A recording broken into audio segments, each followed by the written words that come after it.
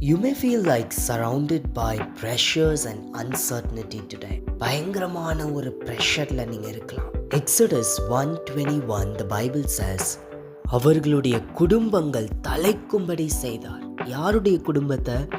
மருத்துவச்சிகள் தேவனுக்கு பயந்ததுனால. Because the midwives feared God, he established households for them. So இந்த இடத்துல fear அப்படின்னா ஆண்டவரை விட்டு தூரமாக ஓடி போகிறதில்ல, ஆண்டவரை இன்னும் அதிகமாக கனப்படுத்தி நேசிக்கிறது. It's reverence. Romans 8:15 says, "We did not receive a spirit of slavery leading to fear again, but a spirit of adoption." திரும்பவும் பயப்படுறதுக்கு அடிமைத்தனத்தின் ஆவியை பெறாமல் அப்பா பிதாவே என்று கூப்பிட பண்ணுகிற புத்திர சுவிகாரத்தின் ஆவியை பெற்றிருக்கிறோம்.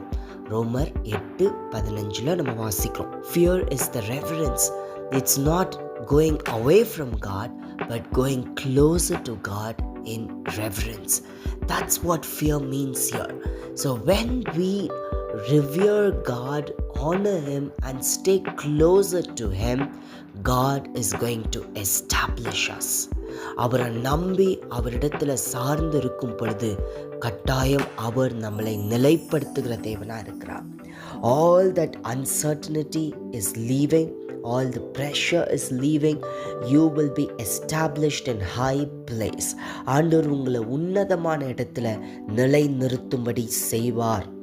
ஹிஸ்டாரிக்கலாக பார்க்கும் பொழுது midwives lived in Egypt. That was a land of oppression. Society said they had no voice, no power. But heaven said, "You honored me, I will establish you." அவர்கள் ஆண்டவரை கனப்படுத்தினதுனால அவர்களை ஆண்டவர் நிலைப்படுத்தினார். So today you may feel like you are in your own Egypt, surrounded by lot of troubles, but God's promise is still the same. When your heart aligns with Him, He will align your household with His blessing. It's about peace inside your walls, joy in your family, financial stability in your steps. நம்ம future secure பண்றாரு. Let's pray. Father God, thank you for your wonderful word. ஒவ்வொரு குடும்பத்தையும் வாழ்க்கையையும் நீர் கட்டி எழுப்புகிறதற்காய் நன்றி.